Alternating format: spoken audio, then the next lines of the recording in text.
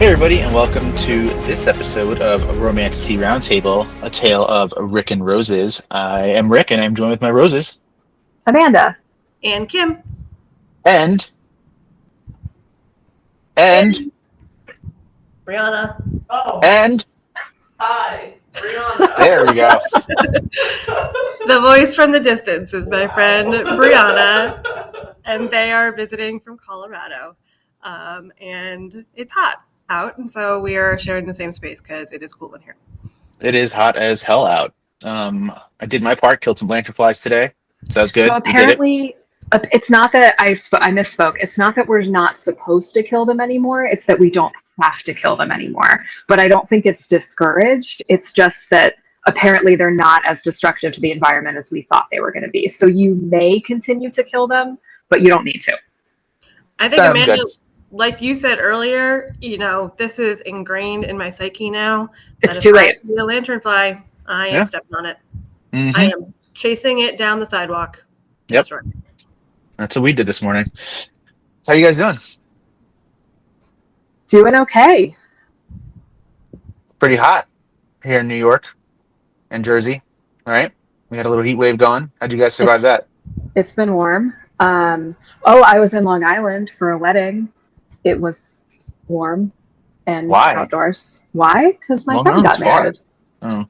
It actually wasn't far at all. And we took a bus to a train to get there, but it only took like under 2 hours. And that, New York adjusted terms, like it probably would have been a lot closer if we had just driven. But we booked a hotel out there. But we could, the hotel was what, like $200, which isn't that much for a hotel. An Uber home from Long Island would have been like $100. Wow. So we probably didn't have to book a hotel. We probably could have just Ubered home. Fair. Was this the big Jewish wedding? Yes. Yay. Love a big Jewish wedding. It was lovely. The rabbi did a fantastic job. The bride looked absolutely gorgeous. It was Did they have the chair? They did have the chairs. Yes. Hell yeah, they did. We did the chairs pretty promptly, and Tristan was like, "What is happening?" And you should have been like, "Get prepared because that'll be next year." Yeah, he was like, "I don't think I want to do that." I don't care. This is for me, not him. That's good because you're gonna have to help. It was funny. They were like, "I need 10 strong men," and 10 men just appeared to lift the chairs. And I was I am number one on that list to lift a chair. I don't think you're gonna have to PT that shoulder so you can. That's fine. We're getting there. Hang up above your head. I don't think I know 10 men who would voluntarily jump forward and be like, "Yes, I am one of the 10 strong men." I know one, and it's Rick. I can't wait to lift the chair. Can I be a weak woman who helps? Yeah, I'm gonna have to specify that we're not saying men. We can say 10 strong people because you know who. Rick is probably the strongest person I know. The second strongest person I know is probably my sister. Let's see. Oh, right. So if you're still here and you actually like what you're listening to, please feel free to like, subscribe, and do all the things. Comment, email at romantasyroundtable@gmail.com. And we're in it. So we have been reading sort of Bride. I would say sort of because I read 5 chapters 2 weeks ago. Right. We recorded the last episode last Thursday. Yeah. And then I don't know about you guys, but I binge read on Friday. Yeah. Yeah, I did the same thing. Immediately after finishing the pod, I was like, and we're reading. Yeah. And this book it's a fast read. Yeah. Yeah, it's pretty fast. So we were tasked with reading chapters 11 through 20. So 11 through 14, I'm going to need definitely a reminder of Amanda, because I had cheated and read those even before the last pod. So correct. I have my notes, I have your notes, but take it away. All right, so chapter 11, we've got Alex. He's been instructed to help Misery to work together to dig up potential leads on Serena. So they're doing all these techie things. And then later in the chapter, Juno apologizes for the way she's treated Misery, and a jar of peanut butter appears in Misery's fridge. The full moon rolls around, and Misery is instructed to stay inside and be careful because young wares that can't control their powers will be out and about. Anna comes to help to find Misery and is sad about not being able to shift. And Lo comes looking for Anna. Yep, I have nothing much extra to add. I say we meet a naked Juno. Juno is naked. Oh, she's totally naked, and it's like normal that she's just naked. I noted in this chapter like some parallels between Lo, whose name I forgot, and Misery. So like they were both forced to leave home. They were both kind of forced into this like dutiful role. So like this is where like Lo was forced to leave home. He was out living with another pack. And he kind of had no choice but to become the alpha when the former alpha, Roscoe, killed their mom, his and Anna's mom. And so I thought that was like a nice parallel. Misery also was like forced to leave home and like has now sort of been forced into this marriage.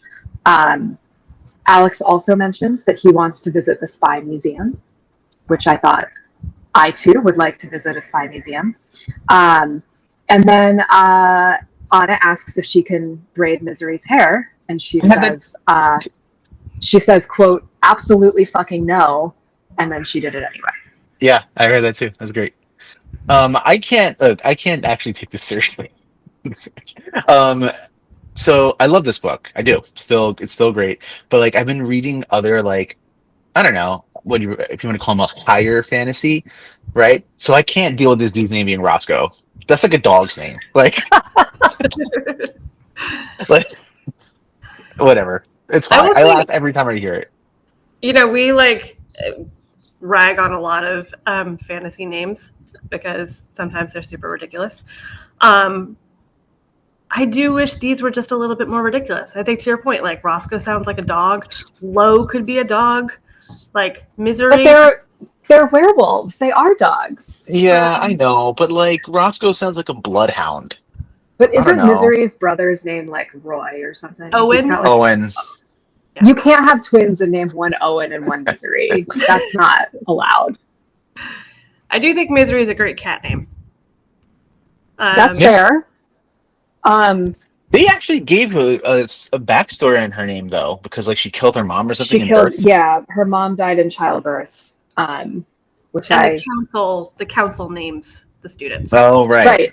So vamps are not allowed any joy, right? No. Like that is such a theme in these chapters that sex is just for procreation, and so like monogamy is not a thing because they're having a birthing crisis, and so like basically like all the man vamps are supposed to impregnate all the female vamps, and then all the mamps, and then impregnate the wamps.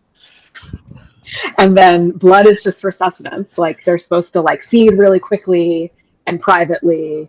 Is it in this set of chapters where like she eats really fast and a little hamster? And he's like, "Wow, you eat so quickly," and she was like, "Thank you."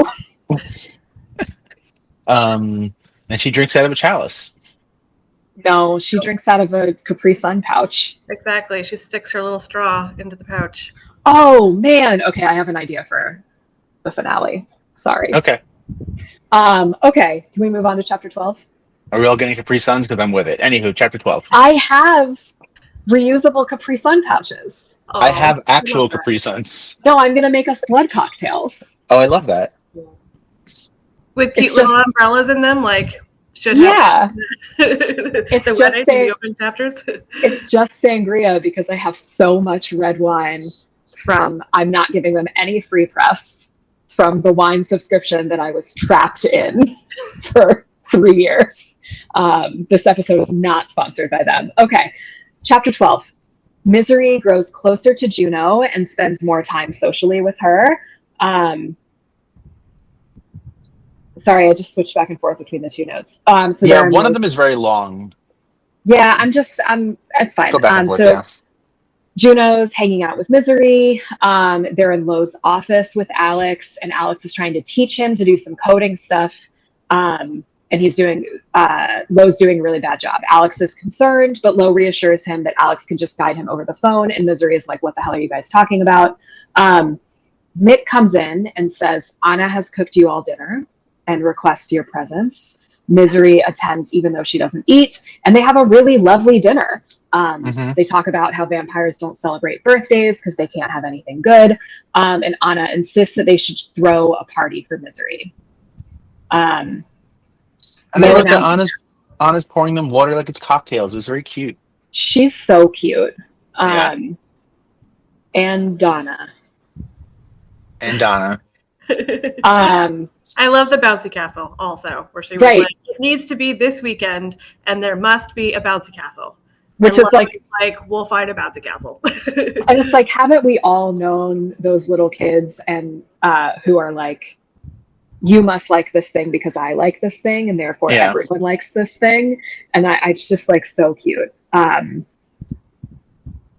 they're also having this lovely dinner, but it is also coded as the vampires are talking about what Lo is actually going to do, which is intention is to go see Emery, who's the former mate of Roscoe, the big bad were that he beat to be alpha of the pack. Yes. And so all of them are like, this is a bad idea. It's a trap. Yeah. And Lo's like, I know it's a trap and I'm going anyway. Yeah. It is in this chapter that I would like to assert who I am in this book. I am Alex. He is highly competent and very, very anxious. I have never related to a character more. There's some good quotes that I liked from this chapter when Alex is trying to teach Lo how to use the computer and Misery is like struggling, or he's struggling and Misery's kind of poking fun at him. She says the words digital illiterate floating in the air between us in papyrus. And I thought particularly in the bad font was a really nice touch. I love that. And also, how is Lo this digitally illiterate when he's got an architecture degree? He went to school. He didn't have to learn how to use AutoCAD. Exactly. Well, maybe he went to school a while ago. He's like old. No, he's not. No, is he not old? I know you're just used to shadow daddies who are all centuries old, but Lo is like 30. Oh, I thought he was older. Oh, all right. I'm getting my shadow daddies confused. Okay. Anything else on chapter 12? Nothing. All right. So chapter 13, Misery is questioning Lo's plan to spy on Emery, arguing that he's too tech illiterate and he should bring her with him. He declines at first, but shares more about his past, including his mother's death and the pack structure. And they discuss the idea of mates and how scenting and biting play a role. Misery opens up about her fight with Serena, and in the end, Lo agrees to bring Misery on the trip to the other pack. California. To California. Actually, California. Yeah, we get some good like world building about education, about dominance here. He like explains how he like, I guess a lot of the schools in the United States don't take wares or vampires. And so he studied in Zurich to study as an architect because apparently they're quite progressive in Zurich and they will accept wares. He also explains that there are various huddles of wares. They each elect seconds, and the seconds report to the alphas. And when Lo challenged Roscoe, he had to fight a bunch of the seconds. And that's why Mick, who is old, Mick is old, not centuries old, but old for a were. They live short, violent lives, I think. That's why Mick is the only second that serves them both. Yeah, I do love that with the world building here, because they're based out of this city that is, half were, half vampire, and a human component. I guess that's thirds, not halves. But then three halves, summer math. And then there's like actual real places sprinkled in though, like the fact that he was like, oh yeah, I went to school in Switzerland, in Zurich, and we're going to California. So it's sort of like, is this fantasy world or is this real world Earth? Would you say, like, is this the real life? Is this a fantasy? I'll also say, like, maybe this is just like my New York City bias. I don't know how you guys feel about this. Anytime I read a book that takes place in a city and they don't specify, I assume it takes place in New York. Of course it does. The Absolutely. city. So this book It's in takes New York. place in Vampire Werewolf, New York. I wrote about like Lo talks about being a single dad. I wrote that he loves Mario Kart. I screenshotted that. I said that he wants. Go ahead. All dads should love Mario Kart. Rick. It's fine. Mario Kart's fine. It's fine. It's not a good single player game, but it's not. Brianna, Okay. how do you feel about Mario Kart? I like it, but I'm embarrassed to play it every time because I suck. I think Brianna that's and I have played a lot of Mario Kart together. And I'm humble. Right, together. It is a great multiplayer game. I said that- actually go ahead. annoyingly agree. It's true. It's true. It's not a great single player game. Yeah, but like, it's not. This is not a video game podcast. It's not intended to be a single player game. I know that. I'm just stating a fact. All right. You are also a dad. This is the whole point. You have somebody to play Mario Kart with. Or Smash Bros, which is better. I Okay. said Well, that is just that's an opinion. That's not a fact. We have Smash Bros tournaments at work, not Mario Kart tournaments. There's That's a reason. because you're in charge of the tournaments. Well, it's your opinion. I said he wanted to see her fangs. I was like, oh, that's some sort of flirting. What did I say? Oh, the fight with Serena. The fight with Serena was because Misery didn't want to do anything with her life. So they got into a fight because Misery wasn't doing much, and Serena wanted her to do stuff. Serena wants her to care about one thing other that's than not Serena. her. Yeah. Right. And this I think comes up a bunch in my notes, but here's part one. She asked. Okay, so she's asking Lo about his mate, right? And he like slowly says yes. And my first note of multiple of this is, why are our female main characters so oblivious? Why? The number In all of of our books. times in my notes, I'm just like, Gabby is not his Right. mate, you absolute buffoon. Right. But I would argue like this is not something that she grew up understanding. So how is she supposed to recognize the signs when it's not part of her cultural heritage? Because she grew up in the human world. She knows what this is like. You know, she's seen Friends. I don't know Right. if she has seen Friends. She's probably seen Friends. Serena probably made her watch Friends. Serena also they grew up like mutual outcasts. Oh, I have thoughts about that later anyway. Anywho, not much happens here. We're done. I'm good with this chapter. I really liked this whole chapter. I thought it gave us a lot of really good world building. We also, in this chapter, she like refers to the fact that mutual blood drinking is somehow incorporated into sex, but she's unfamiliar with that. I think the implication is that Misery has not had sex. Yeah, I think that's Is what I the got thing from it too. Yeah. that's happening. Okay. Chapter 14, when they go to California, Lo flies the plane. Yeah, I wrote. Oh, he owns the plane. Of He can course, he's fly- the pilot. He can fly a plane. Later in this section, it becomes clear that like part of being the alpha is he has to pilot every vehicle that he's in, and so he flies this plane. So there's a pack awaiting them, and Lo explains that in order to make it clear that she's not to be harmed, he needs to scent her to make her smell like him, which will send the message that she's part of the pack. Misery's fine with it, but Lo is like, I need your explicit consent. So I'm going to rub my scent glands on you. I'm going to lick you in the areas where your pulse is closest to your skin, I guess. And Misery is like, well, is the smell going to bother you? Because I smell so terrible and you hate the smell of me. And he says, I believe his exact quote is, I fucking love the way you smell. Yes. Yes, that's it. Yes, that's what he said. And our notes today are from the bibliophile. So shout out to the bibliophile. Misery agrees to the scenting, and it turns into a very sensual moment between the two. Yeah. We're getting some ingredients for the soup. Starting going to simmer shopping. on the stove. This is pretty soupy, guys. It is. It's there. It's there. It's simmer. We're simmering. It's simmering. Right? Yeah. Some great foreplay.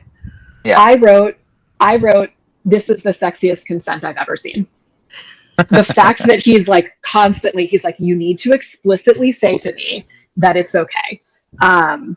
But then it like clearly is okay. And she's like, yes, keep going. I also noted here, I brought up in the last section, like that I thought where the markings were in the wedding, like where the makeup artist like put green paint on her or whatever was going to be important.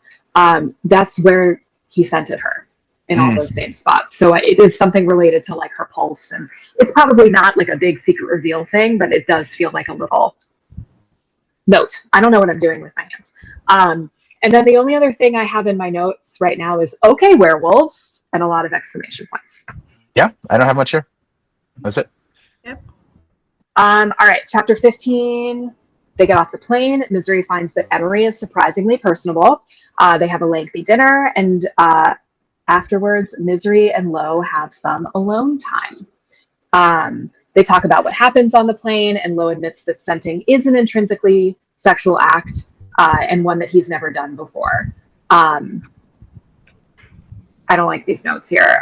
While he has a mate, mates are not always reciprocal, and his mate doesn't know that she's his mate, and he won't tell her because she would feel obligated to be beholden to him. The notes say, well, he has a mate, comma, Gabriella. Gabriella is not his mate. I can't.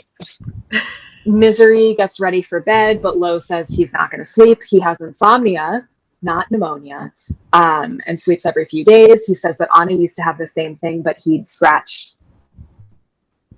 No. Anna used to have the same thing, but he'd scratch her scalp. That's not what happened. When she had nightmares. She had I thought it was when Serena had nightmares. Misery. No, they both. I think it's this. These notes came from a human, so I think it was. I know, but I don't No? think it. Okay. Okay.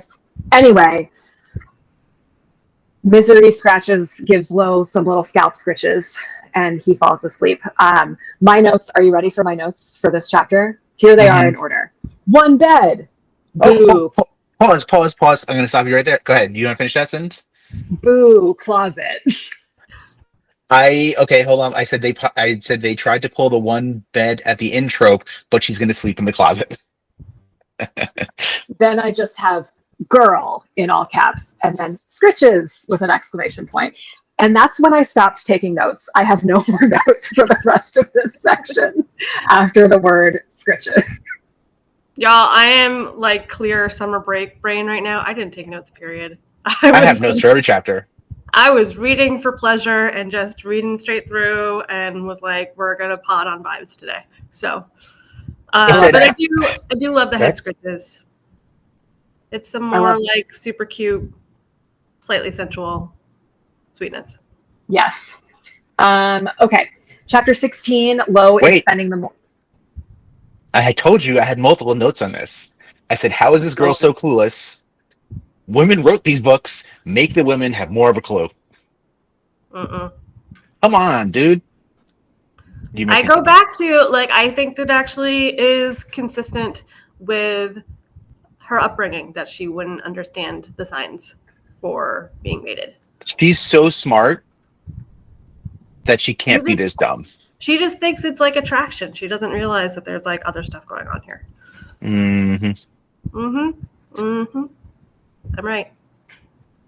I feel neutral about this. Okay, so Lo is spending the morning with, I'm pronouncing this as Cohen. Does that feel okay to people, or am I just a Jew? Nope, I'm good with that. Lo is spending the morning with Cohen, who's an ally of his, kind of like a father figure situation. He's offered to distract Emery so they can do what they need to do here. Emery is Cohen's aunt, but Cohen was never a fan of his family or of Roscoe. Misery sees them together, realizes that Cohen's like this father figure vibe, or at least an older brother figure for Cohen, Cohen. Lo, not Lindsay Lohan. And Cohen is the alpha of the Northwest Pack, and Amanda is his mate. But as a reminder, I'm not Amanda. I'm Alex, who is competent but anxious. Okay, so then they have dinner that night, and one of the guests is wearing a vial of vampire blood, but it seems that he's spoken to about it because he's not wearing it later. Misery and Lo excuse themselves because they say Misery needs to feed, but instead they sneak away to accomplish their secret mission. They locate a computer, but the code needs a few more minutes to finish executing. They hear the guards coming. Misery tells Lo to pretend to kiss her so they'll have an excuse for being somewhere. And Lo says it'll be more believable if she feeds on him. So she feeds on him. She sure does, but that's not until the next chapter, technically. She starts to feed on him. Since I'm the only person with notes here, I said that Cohen is Lo's boy. I said, will he betray him? Will he die? Only time will tell. Go ahead. I have a theory. Go ahead. I think that just based on like the other books I've read that are like introducing characters who become main characters of future books in the same universe, I think we'll get a Cohen book eventually. I could see that. I could see them, going to the Northwest Pack and having some kind of a spin-off about that. Yeah, because I think that these books I think that what Ali Hazelwood does isn't write like trilogies. I think she writes like books within the same universe. And so I think like we're learning about characters that we might spend more time with in another book. We might get an Amanda main character. Amanda Cohen love story. We can't because there's a traitor going on, I think, and I think you could be the traitor. Are you the traitor, Amanda? No, I'm Alex. You're Alex, right? Alex is so far from being a traitor. Alex is like the last person in this book who would be the traitor. Which means he might be the first person who's the traitor. Oh, I see what happened there. I have a question for you guys. How long do you think it took up to come up with the word buckwaffle? I did love that. I did write that down, not in a book note. Just is that a fuckwaffle? You have a fuckwaffle. I don't think it's a fuckwaffle. It's too cute to be a fuckwaffle, but I have a little waffle stuffy. That was a really funny word, and I want to know how long. Is that a word that she used like growing up? Because that's a great word. I do wonder if that's like an inside joke of some kind. Like, she had her friend who says it, and so she was like, oh, right. That's in the novel. Yeah. But it also even makes it that much better. Anything else on chapter 16? No, we got to get into 17. This is our soup chapter. 17, soup. The distraction works. Misery is very overtaken by the sensation of feeding on him. It's the first time she's fed on someone else. It was really difficult for her to let go. That's all we have in the notes, but I feel like there's so much to this. It's like, again, vampires, they don't do pleasure. So they're drinking cold blood. It's super flavorless. They're doing it in private. They're trying to do it as quickly as possible. She's like making her little Capri Sun pouches. This is like she's feeding off of a live human. And like there's warmth and flavor that doesn't exist in like just the feeding alone is like overwhelming her sensory wise. But then like, of course, there's the like, oh, right, she's like in love with this man. Right. And so like the extra erotic element of whatever the mating bond is for them. Yeah. Kim, I know you have read, and Annie had said the same thing too. You read the first book in the Crowns of Nyaxia series, and I just wrote, vampire soup has been the best soup in all these books that I've read. It's very similar with like the blood drinking. It's pretty crazy. Well, and that's like, Kim, I feel like you called that in the last episode that you were like, there's going to be like blood drinking has like a sexual component. Yeah. It's like classic vampire lore. It was Fast and Furious here. She was like, oh, this is a thing. And wow. So appreciated. It's also worth noting that like Lo is really into it too. Which like later when she talks to Owen about it, which is like 2 chapters later, I think, he's like, a werewolf or a were would never debase himself to be fed on by a vampire. Like our people hate each other. But like obviously this is like a mutual mate thing. Yeah. And literally going on top of that, somebody in this chapter, I don't know who, I didn't write who, but says to Lo, "Look how finding her made you." And I said, "Girl, how are you the only one who doesn't know?" Yeah, it was Cohen who Okay. said that. And Yeah, then so Anna like gets someone who obviously knows him really well. right, and she's the only. How is she the only one who doesn't know? I don't want to hear it, Kim. Yeah, they do get walked in on here. Yes. So I think that's important too. They like see this happening, which again is like this were has like debased himself in this way, and he's the alpha. It's like kind of crazy. Yeah. And at the end, Anna's in trouble. They're like, "You have to come back for Anna." Cohen tells Lo that Cal called and suggested that Lo come back tonight instead of tomorrow because something's up with Anna. So in chapter 18, they go back immediately. And apparently after Lo left, what are you doing? I'm looking at some cards. They're like they're like, don't you see the little? No, you got 3 chapters and then you can play with your cards. Okay. So Anna started feeling sick after Lo left. She's been shivering and vomiting. We learned that weres don't really get sick, but because Anna is part human, she does. They don't know so that like they're in this spot where they're like, we can't call a were doctor because they're going to know she's human. We can't call a human doctor because they're going to know she's were, and like that's a problem. So Misery tells them that she can get them what drug she needs because she's familiar with it from her time as collateral, that Serena used to get sick. And so Misery is like, no, get these drugs. So Lo goes and gets the drugs.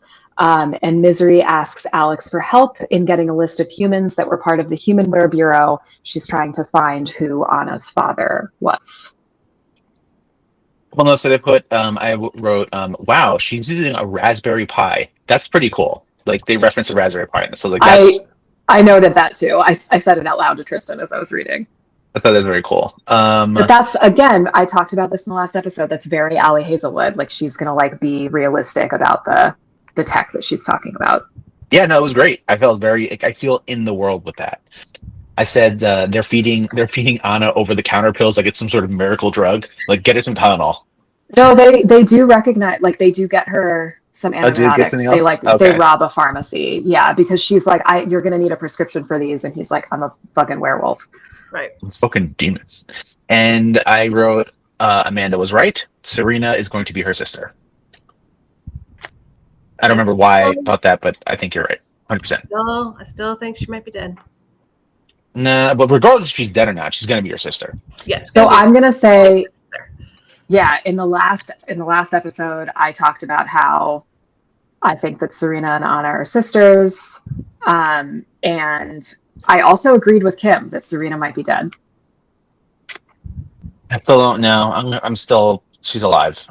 I don't, I don't know. I've read a couple books where people have been dead or died. This just doesn't feel like we're going to get there and she's dead. I don't know. I'm not getting that vibe. But I still feel like it could be like, again, the catalyst for some kind of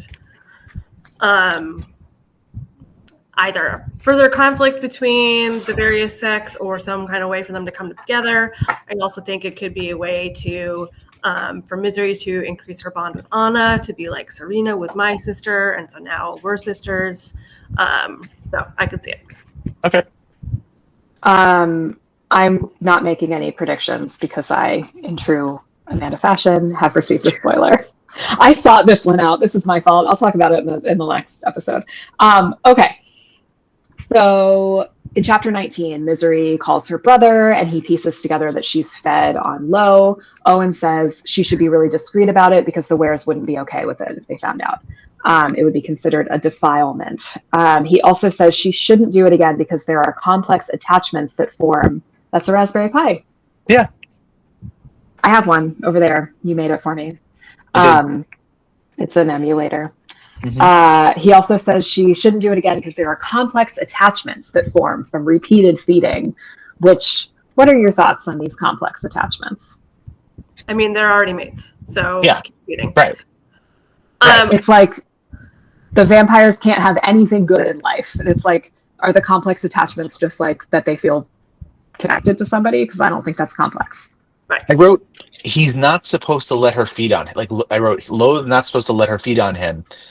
And she still doesn't get it. I did think this conversation was funny, though, just because Owen is like, we are not going to talk about this. Like, you are my sister. We shared a womb together. I do not want to hear about you feeding on somebody. I know what happens. I do not want to know about it. And I thought that was funny.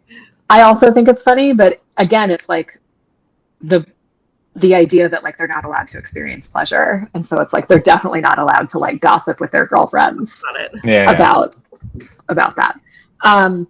All right, so she sees Lo again, and he asks about her attempt to track down Anna's father. Misery explains that she thinks it could be how Serena developed an interest in Anna. Maybe somebody told her about a half-were child, and maybe that person was Anna's father, because like how else would anyone know?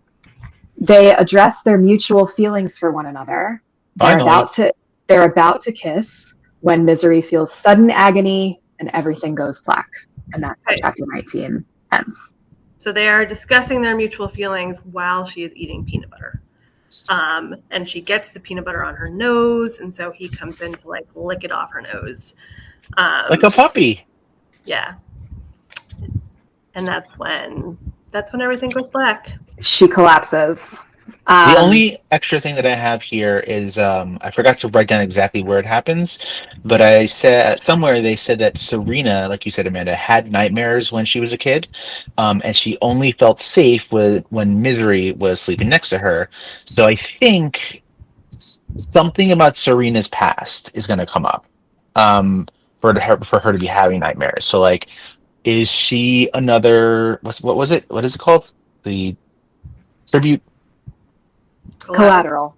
Is she another collateral? Is she a half vampire? Is she a half werewolf? Like something about her past will come up later, I think, because of these nightmares. Well, I do think it's interesting. So we are theorizing here that Serena and Anna are probably related, and so both of them are probably half human and half were. And way back in like the first couple of chapters, when Misery was talking about her relationship with Serena, she mentioned at one point that Serena couldn't understand how she couldn't smell so strongly, and was talking about like the smell of the flowers and the smell of the food and that sort of stuff, which certainly a human would have a stronger sense of smell than a vampire, but also a were would have an even stronger sense of smell. So that makes sense now to me that Serena would be like, smells are so important because I am half were. Yeah. I believe. And why did she fade to black, Amanda? So she was poisoned by the peanut butter. She's in constant pain, and the vampire doctor shows up, explains that she's been poisoned. Her body is going to enter this healing trance. She'll appear dead, but she'll be okay. And that he needs to inform her dad, Councilman Lark, about this. The Wares believe that Anna was the target, and so they take Anna away somewhere in case she was the target. At the end of this chapter, Misery wakes up. She had previously in this section like asked if she could see Lo as a wolf, and he was like, it's not a party trick, I won't be doing that. And she like jokes around and is like, is it because your coat is hot pink? And glittery. And glittery. So at the end of this chapter, she wakes up and she exits to find a very large white wolf guarding her door. Fluffy wolf. But not glittery or pink. She recognizes his eyes, assumes it's Lo. He herds her back into the room with his little snoot. And closes the door like very normal like. And then he like basically like tries to herd her onto the bed, and she's like, please no, can I sleep in the closet? And so she goes to sleep in the closet, and then the Lo wolf cuddles up next to her and they sleep. Big fluffy wolf. So I did the same thing with this set of chapters that I had done with the first set of chapters, where I pulled a Rick again, and I hit chapter 20 and thought that was the ending point. And so likewise, just like with the first set of chapters, ending with her like blacking out, and I was like, how are we stopping right here? And then an hour later, I was like, I still have another chapter to read. And thank goodness, because this was a much better chapter to end on. This was a very sweet note to end on. I am feeling I remember when my sister read this book, this must be the point where she told me, she was like, I don't know how I feel about this. Because it is like so sweet that there's this like really nice moment between like her and this like big fluffy wolf, and she's like stitching him and they're like cuddling up together, but like also she wants to have sex with this man. Mm-hmm. Fair. So like I'm experiencing a little cognitive dissonance here. Wait, Julia read this book? Yes. Oh, okay. She I'm gave it just 4 asking. stars. Yeah, She gave cool. it 4 stars. And her take was, I love Ali Hazelwood, but maybe werewolf sex isn't for me. Which, So, like, I don't know. Maybe I'm feeling that a little bit. And I'm like, this I'm is so not. I'm fine. nice with, like, her little puppy. But then it's like, but she I don't know. No, because freaking Tamlin was a beast. I don't want to hear it. I But don't she want to hear wasn't giving Tamlin scritches. it. Not yet. She didn't get to that point. But that's just like a sweet thing to do, is to give somebody scritches. Like that can Yeah. be, like I just care about this person. That's true. That's true. Just wait for the Tamlin redemption arc. All right. Nope. And Just wait for the Tamlin and who's the other one? No, What's the it's girl? not. It's not a thing. You're wrong about this. He thinks Tamlin- it's Tamlin and Elaine. Wait for the Tamlin Ugh. and Elaine story. Yeah, there it is. I hate that. Yeah. Mm-hmm. Okay, we're gonna save the Akatar because we do realize we have to do some Akatar episodes for the lore. Yeah, so I think we should do like drunk Akatar. Actually, we could do it in person when we go do the ping pong ball game. We can talk about this off the air. Wait. So they think Emery was targeting Anna. I don't know. I'm getting some real I'm starting to get some misdirection vibes. Agreed. I don't know if it's actually Emery. So I think it's somebody from inside probably doing a thing.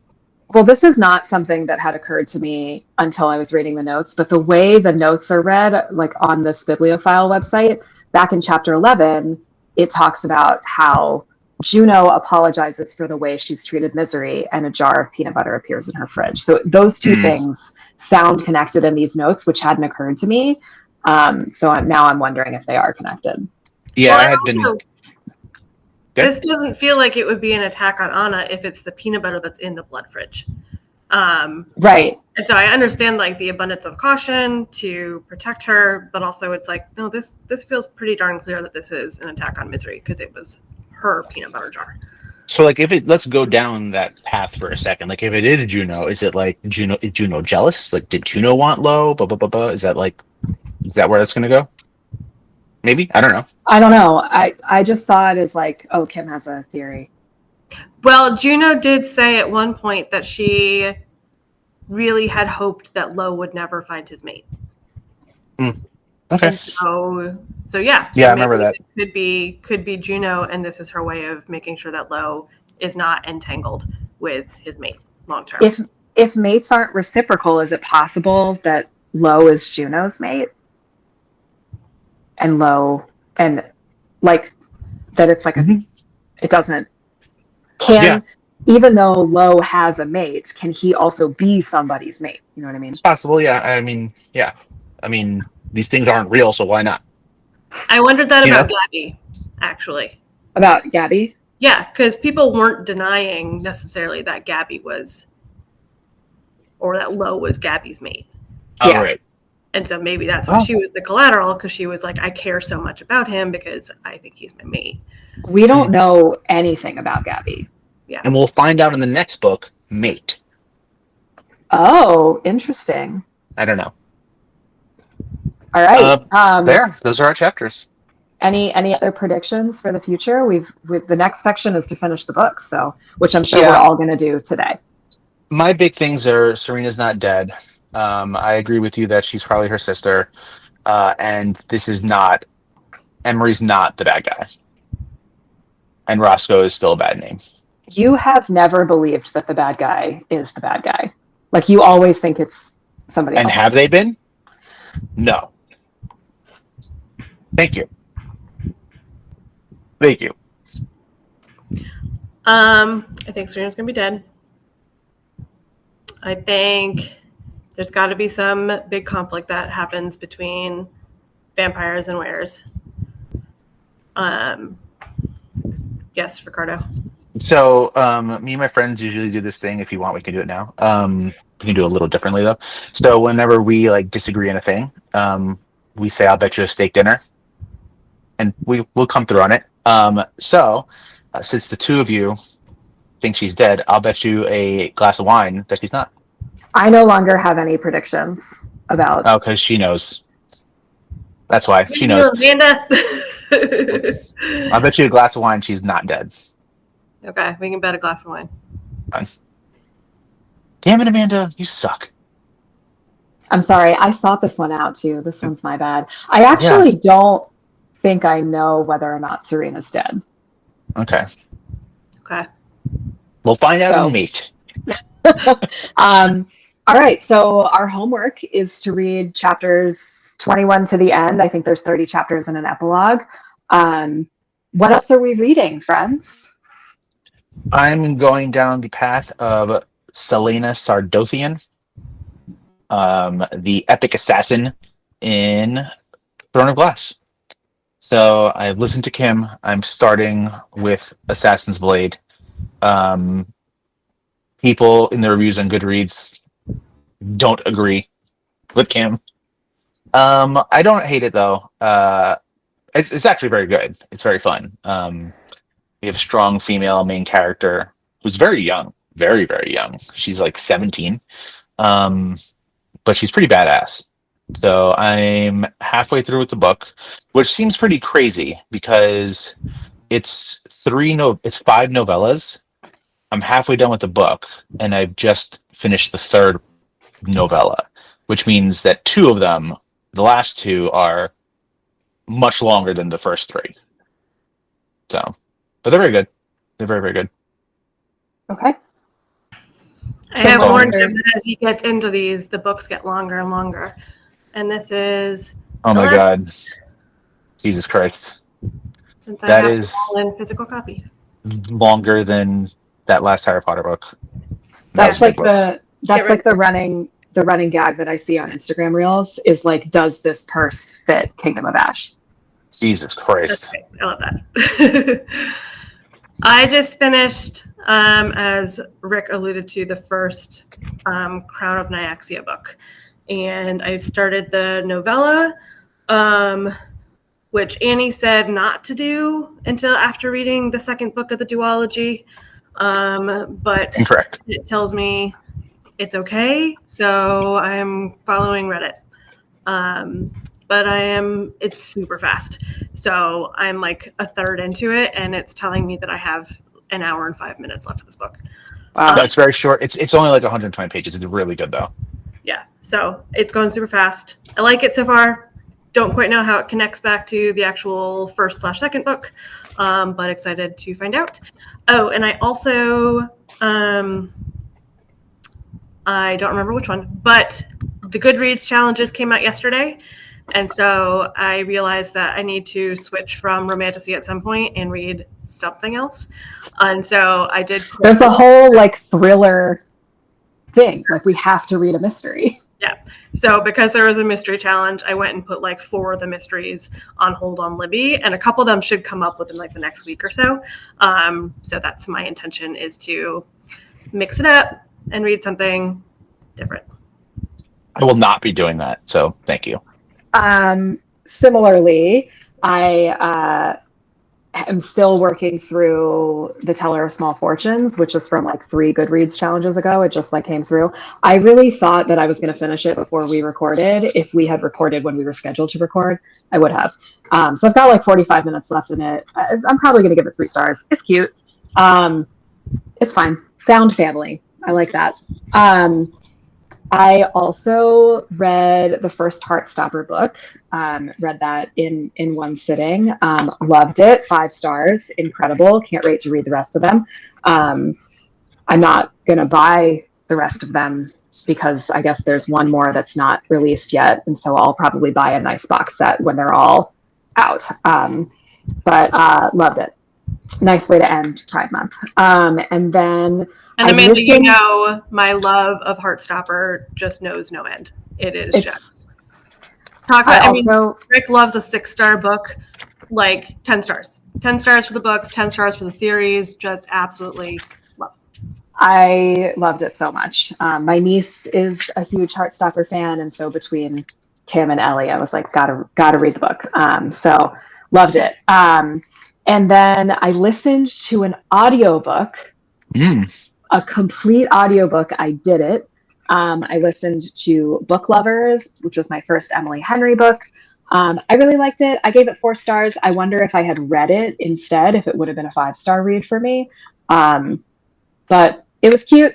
I'm doing too many reading challenges right now. So I read that for the Ripped Bodice Summer Romance Bingo, so that I could check off Grand Gesture. And I think that's it. I've put like a million new books on hold, and I'm listening to another audiobook, and I'm doing too much. Tristan hear me? Is he there? Tristan's at work right now. Like there? No, he's in the office today. Oh, okay. Do you want me? Do you want to leave a message? No, I want to like a live reaction, so I'll wait. Okay. It's fine. Everything's fine. So all what's right, homework? friends. Our homework is to finish the book, finish Bride, and then our homework as the round table is to figure out what we're doing next, which we can talk about when we stop recording. I thought we did. All right, anyway. Thanks everybody for All listening. right. Bye.